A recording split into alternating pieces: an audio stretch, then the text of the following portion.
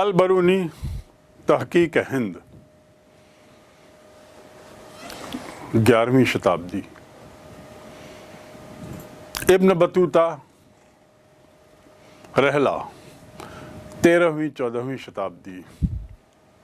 और अब हम आते हैं मध्यकाल के अंतिम भाग में, जिसके लिए हमें एक तीसरे यात्री की पुस्तक पर काफ़ी कुछ निर्भर रहना पड़ता है और उसके द्वारा दिए गए वृत्तांत भी इतने विस्तृत हैं जितने अल बरूनी या इब्न बतूता के, इतने सजीव हैं जितना उनसे। बल्कि कुछ मामले में ऐसा लगता है कि तीसरा जो यात्री है जिसका हम जिक्र करने जा रहे हैं वह उनसे कुछ कदम आगे ही निकल गया है।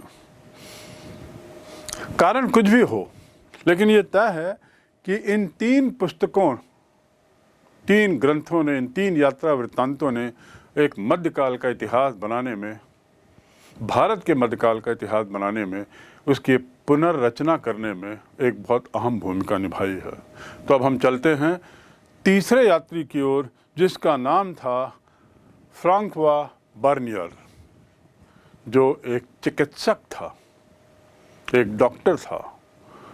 व्यवसाय से वह एक डॉक्टर था, लेकिन यात्रा उसका शौक था और इसी शौक ने उसे भारत लाया। बर्नियर के पहले 1500 के आसपास कई पुर्तगाली यात्री भारत आए और उन्होंने अच्छे यात्रा वृत्तांत लिखे हैं। उसके बाद समय के साथ साथ 16वीं शताब्दी, 1500 के बाद उसके अगले दशक में, अगले 100 वर्षों में, सदी में फ्रेंच यात्री, अंग्रेजी यात्री और डच यानी हॉलैंड के लोग भी, फ्रांस के यात्री, हॉलैंड के यात्री और इंग्लैंड के यात्रियों ने भी भारत की यात्रा की और उसका अपनी यात्रा के वर्णन को उन्होंने पुस्तकाकार रूप दिया है। लेकिन इसके बावजूद इस चिकित्सक की जो पुस्तक है वह तत्कालीन इतिहास को समझने के लिए सर्वश्रेष्ठ पुस्तक, सर्वश्रेष्ठ यात्रा वृत्तांत माना जाता है। और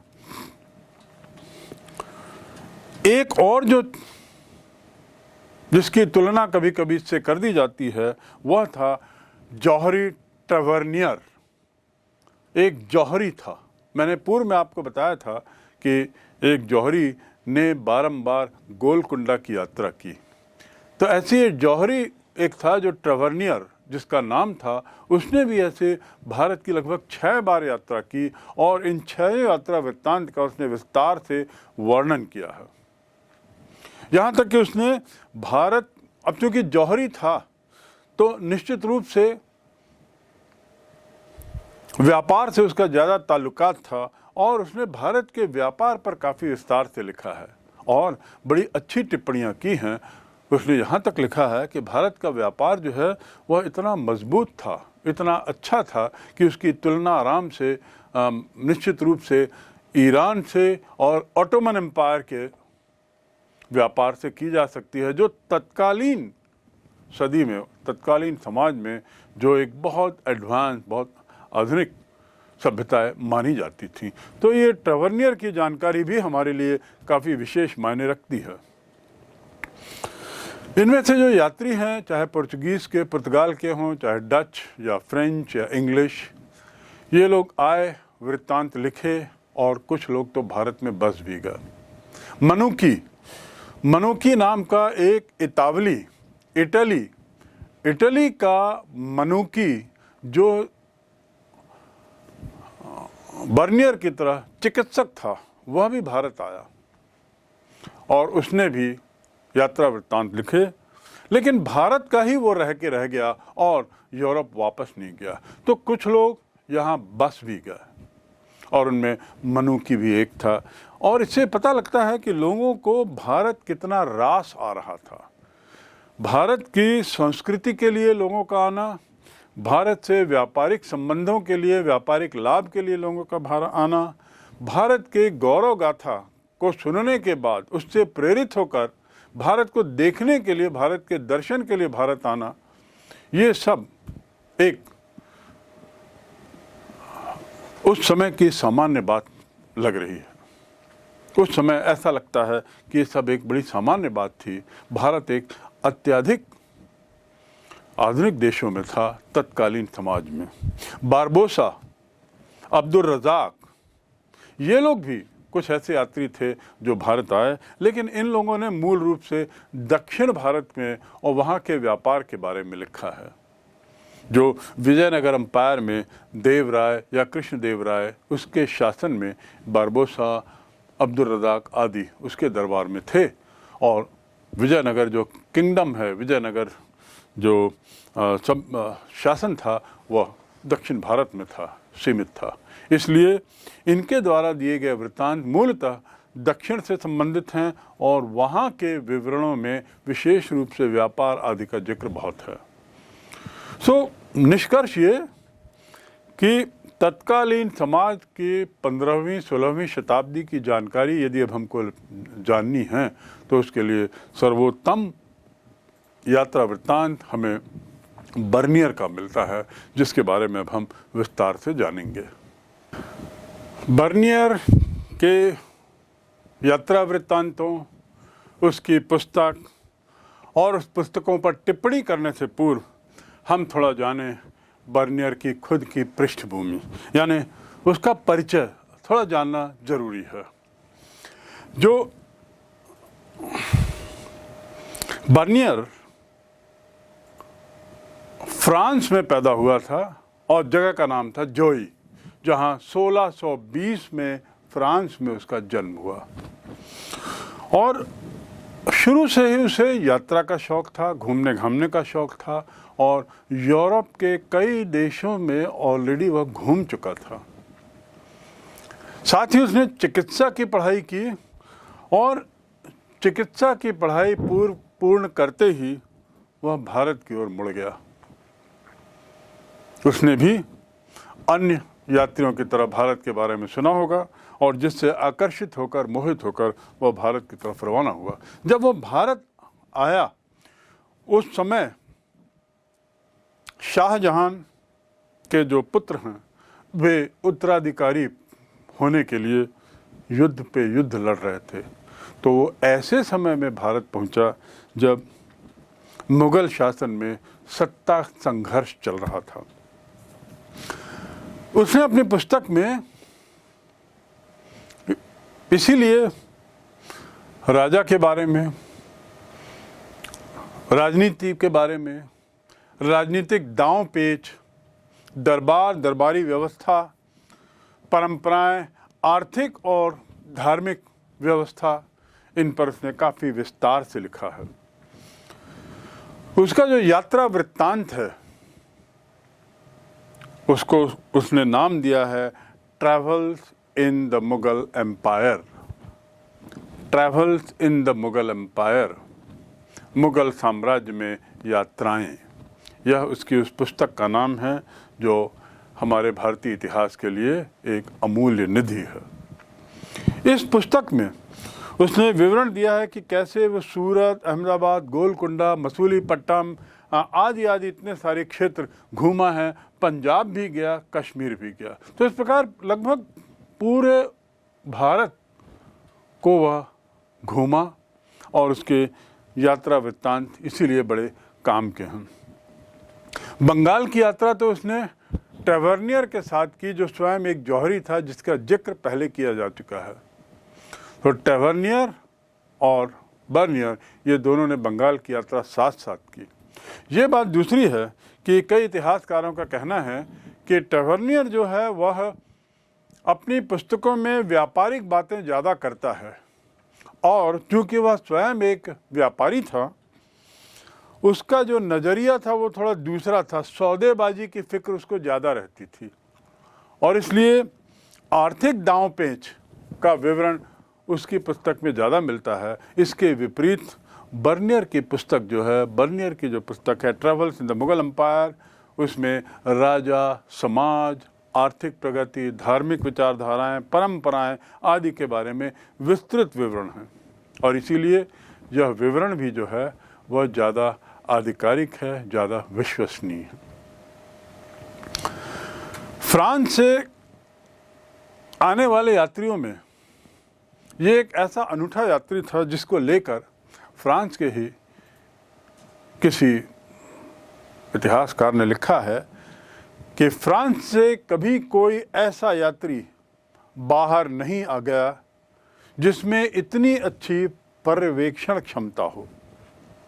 पर्यवेक्षण क्षमता यानी ऑब्जर्वेशन, देखने और समझने की क्षमता, पैनी आँख हो, पैनी नज़र हो, क्या देखना और क्या अनदेखा करना, ये क्षमता उसमें बहुत ज़्यादा थी। इसके लिए उसे किसी ने कहा है कि फ्रांस से कभी कोई ऐसा यात्री बाहर नहीं गया जिसमें पर्यवेक्षण क्षमता इतनी अधिक रही हो और न ही कोई वृत्तांत जानकारी इतनी सरल और सत्यनिष्ठा के साथ लिखी गई हो। यानी इस बात को भी उस व्यक्ति ने माना है, इतिहासकारों ने माना है कि जो वर्णन है वो बड़ी सरलता से लिखे गए हैं और साथ ही कोशिश की गई है कि ये सत्य से परे ना हो। भरसक कोशिश है कि यथा वस्तु उसको वहाँ पर लिख दिया जाए।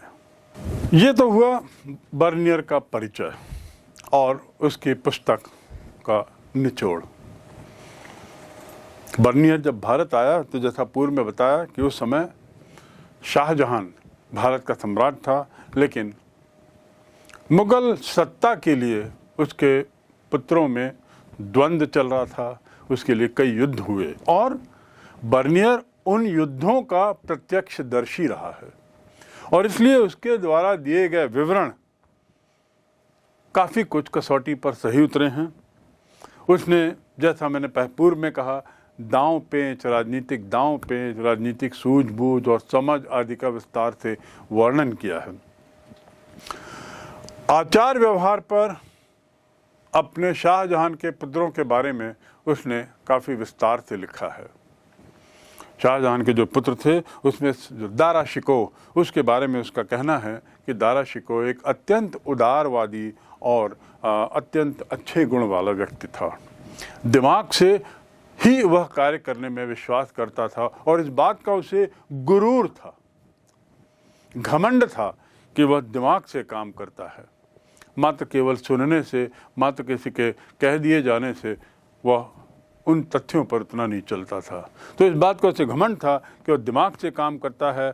जो उसको सलाह देते थे, जो परामर्श देते थे या जो उसको वस्तुस्थिति से अवगत कराते थे, उनके साथ वो बड़ी ढिठाई से पेश आता था, रुखाई से पेश आता था और उनको खास तवज्जो नहीं देता था। इसीलिए तो शायद दारा शिकोह के जो परम हितैषी लोग भी थे, जो उसके परम निकट थे, वे लोग भी दारा शिकोह के भाइयों के द्वारा दारा शिकोह के खिलाफ किए जा रहे षड्यंत्रों की जानकारी देने से बचते रहे। और ये बात बर्नियर ने स्वयं अपनी पुस्तक में लिखी है। उन्होंने उसके जो हितैषी मित्र लोग थे, साथी लोग थे, उन लोगों ने दारा शिकोह को इस बात के लिए सजग नहीं किया कि वह किसी षड्यंत्र का शिकार होने जा रहा है और शायद इसी कारण दारा शिकोह को उसका खामियाजा भुगतना पड़ा। बर्नियर ने जहां दारा शिकोह के बारे में विस्तृत विवरण दिया है उसके व्यवहार, आचार विचार को लेकर, और उसके बारे में उसने मूलतः अच्छी बातें बोली हैं, उसके ठीक विपरीत शाहजहां के दूसरे पुत्र शाह शुजा के बारे में उसके विचार कुछ अलग हैं। बर्नियर ने तो अपनी पुस्तक में उसे एक तरीके से षड्यंत्र में माहिर होने के गुण बताया है और कहा है कि वह हमेशा रंग रंगेलियों में रहता था, हमेशा आमोद प्रमोद में लिप्त रहता था, बल्कि उसका इतना ज़्यादा उसमें लिप्तता थी इन चीज़ों के प्रति कि एक तरीके से वह उसका दास बन चुका था। शाह शुजा की एक क्वालिटी, एक गुण को लेकर बर्नियर लिखते हैं कि शाह शुजा अमीरों को अपनी तरफ, अपने वश में करने में भी बहुत पारंगत था और उसके साथ ही आमोद प्रमोद का उसको शौक ही था।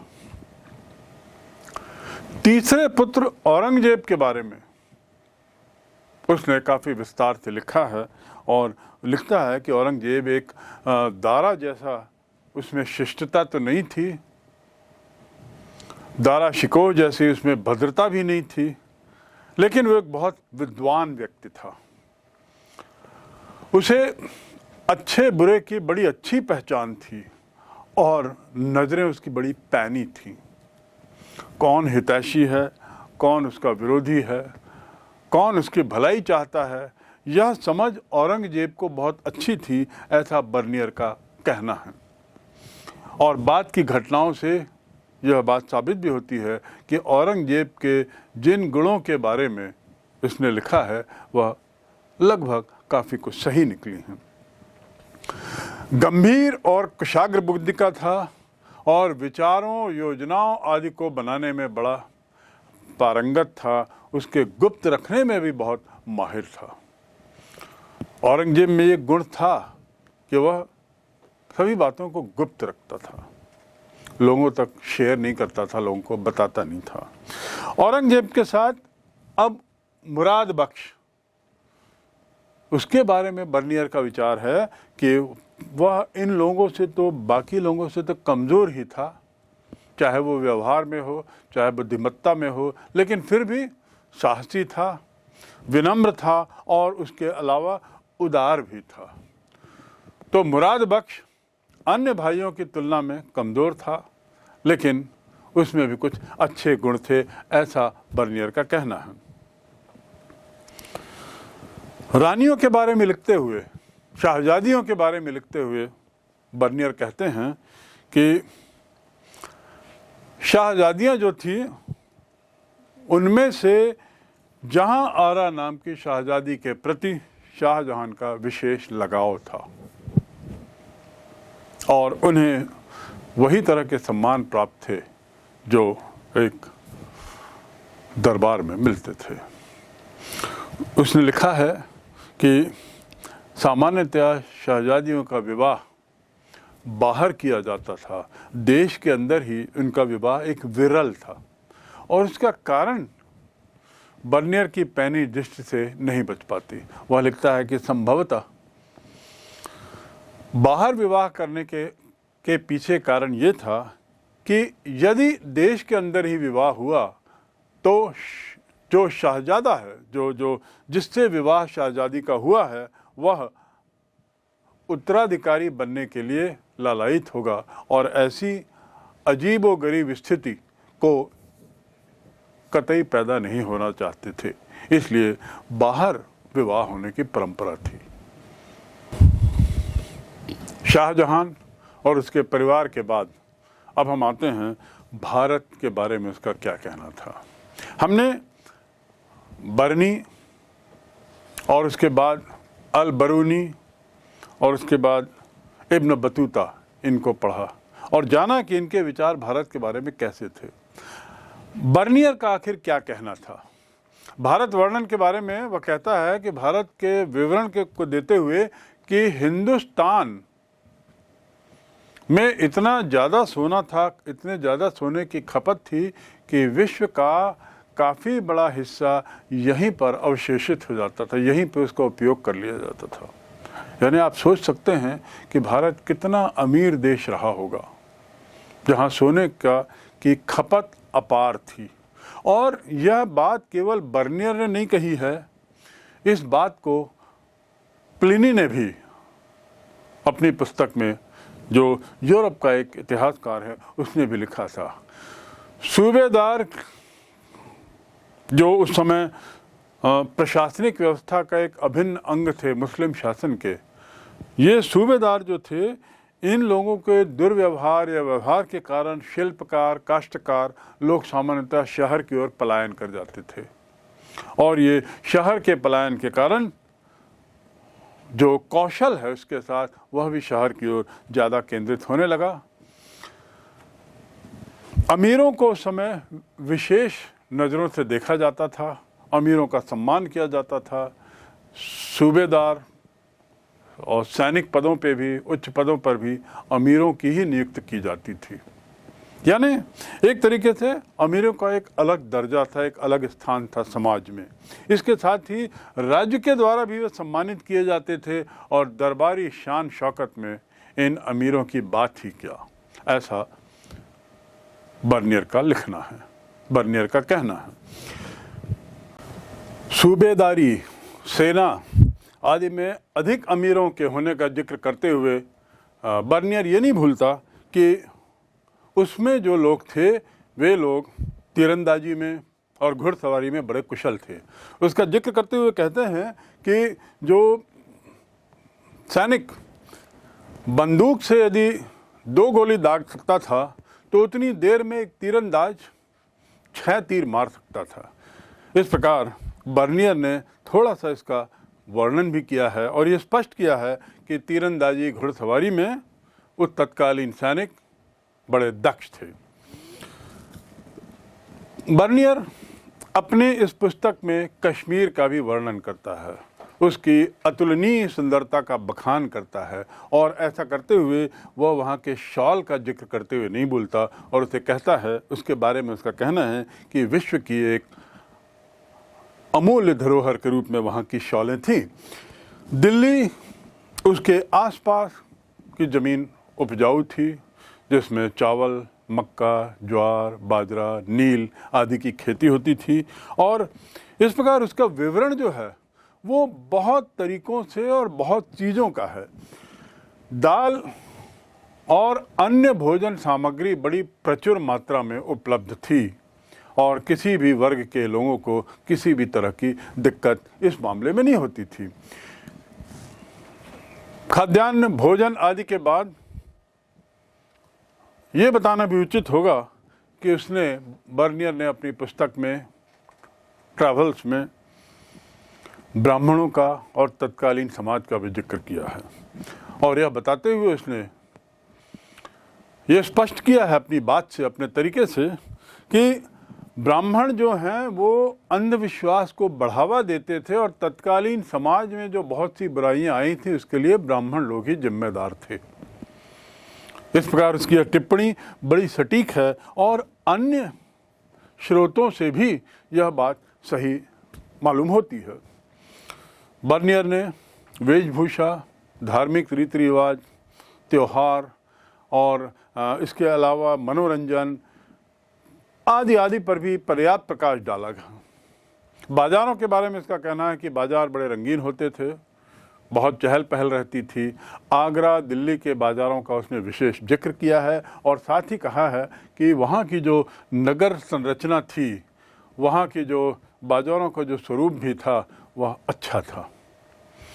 कुल मिलाकर उसने सभी जो समाज के सभी पहलुओं को लेने की कोशिश की है और उस पर प्रकाश डालने का प्रयास किया है। इब्न बतूता और टवर्नियर जो अन्य विदेशी यात्री थे, उन्होंने ग्वालियर किले का जिक्र किया है अपने वृत्तांतों में और बर्नियर भी कैसे अछूता रहता, उसने भी इसका जिक्र किया है और जिक्र करते हुए उसने कहा है कि यह किला इसलिए भी प्रसिद्ध है या इसलिए उसको जाना जाता है ग्वालियर का, क्योंकि वहाँ दारा शिकोह, सुलेमान शिकोह और मुराद बख्श तीनों को गिरफ्तार करके बंदी बनाकर वहाँ के किले में, वहाँ के तहखाने में रख दिया गया था और औरंगजेब के आदेशानुसार उन तीनों की वहाँ हत्या भी कर दी गई थी। तो इसलिए ग्वालियर का किले का विशेष जिक्र बर्नियर की पुस्तक ट्रैवल्स में आया है। बर्नियर की पुस्तक की एक और खासियत है कि वह जब तब पूर्व विश्व की तुलना पश्चिम विश्व से करना नहीं भूलता। वह स्वयं फ्रांस का था और जैसा पूर्व में बताया गया है, अपने कॉलेज दिनों में उसने यूरोप का काफ़ी दौरा किया था, भ्रमण किया था। तो वो तत्कालीन यूरोप और तत्कालीन फ्रांस से जब तब भारत की स्थितियों की तुलना करना नहीं भूलता और एक तरीके से वह तुलनात्मक अध्ययन कर बैठता है हर जगह और उसका झुकाव अपने फ्रांस, अपने यूरोप की ओर उसमें स्पष्ट दिखाई देता है। यहाँ तक कि उसने इस विवरण का संकलन तत्कालीन फ्रांस के राजा लुई 14 को भी समर्पित किया था। और तो और वह फ्रांस के अन्य अधिकारियों से, शासन से संबंधित, सेना से संबंधित उन अधिकारियों से इस तरह से अपने से संबंधित रखा था कि उनको लगातार उनके साथ वो पत्राचार आदि करते रहता था। यानी वो वास्तव में एक विद्वान था, एक बुद्धिजीवी था और तत्कालीन समाज के तुलनात्मक अध्ययन का जिक्र अपने पत्रों के माध्यम से, अपने पुस्तक के माध्यम से उसने पश्चिमी जगत के लोगों को के साथ भी शेयर किया है। भारत की स्थिति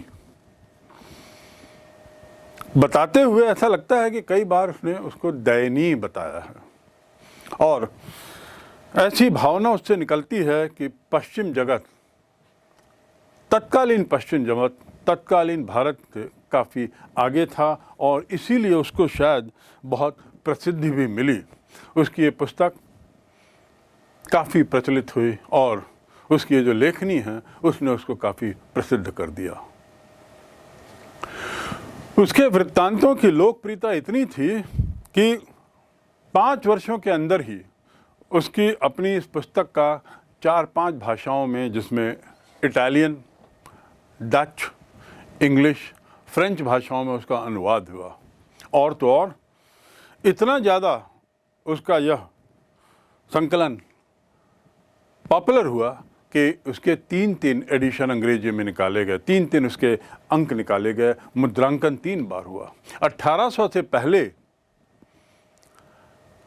अरबी किताबें या फारसी किताबें सामान्यतः उनका मुद्रांकन नहीं होता था और वे हस्तलिखित ही होती थीं, इसलिए उसके बारे में लोगों को ज़्यादा जानकारी नहीं हो पाती थी उन यात्रा वृत्तांतों के बारे में जो अरबी या फारसी में लिखी हों। लेकिन अंग्रेजी पुस्तकों का, डच पुस्तकों का अनुवाद उपलब्ध होने लगा था और इनका मुद्रांकन भी होता था, इसलिए भी संभवतः बर्नियर का वृत्तांत, यात्रा वृत्तांत ज़्यादा प्रसिद्ध हुआ।